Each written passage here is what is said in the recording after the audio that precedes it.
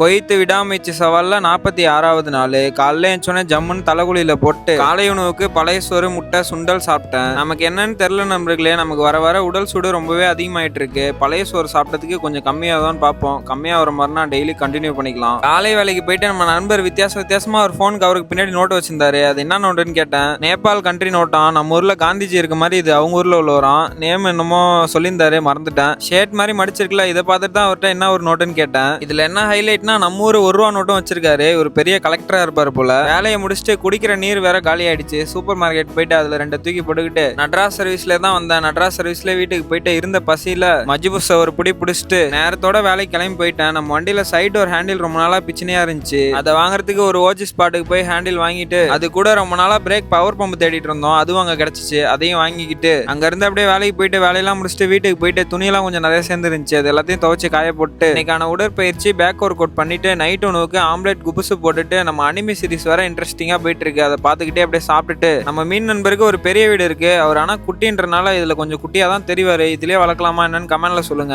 இன்னைக்கு நாளையும் முடிச்சுக்கிறேன். நாளைக்கு பார்க்கலாம். விடாமுயற்சி விடுன்னு இருங்க.